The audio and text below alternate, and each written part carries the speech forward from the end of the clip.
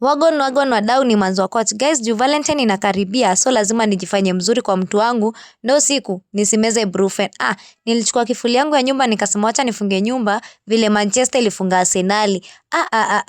Check to outfit ya Manzi wa Coach vile ni deadly. Nikiwa kwa barabara guys nikasema acha ni buy nini? Ni buy Simba stick. Juu nakumbuka mtu wangu ni Simba na mimi nadai kustick kwa hiyo relationship. So nikasema acha nimfungulie Simba stick yake vile alinifungulia roho. Manzi wa Coach nao ni nani? Ni mke mwema.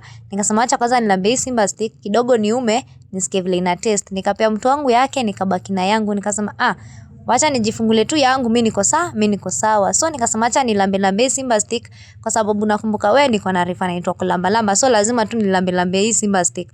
Nikiwa pale kwa ubabaridi nikakumbuka wewe Valentine inakaribia na kama unajua uko single hiyo siku wewe meza tu brufen. Tukaingia highway hapo kidogo Manzi wa Coach nao ni nani?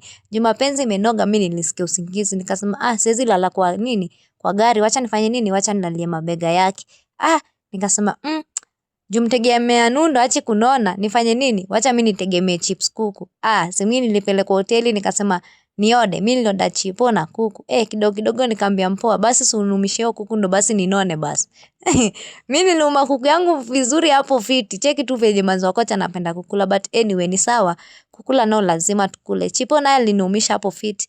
Nikakumbuka wewe kama hujafanya facial bado unaweza enda kufanya nini? Unaweza enda kwa furniture.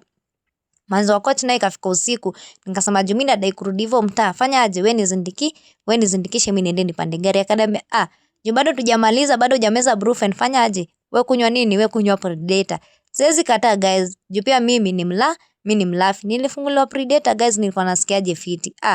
Sema kuingia kwa gari sema kukunyishwa Predator. Mungu nao ni nani? Siku yangu imekuwa fiti guys.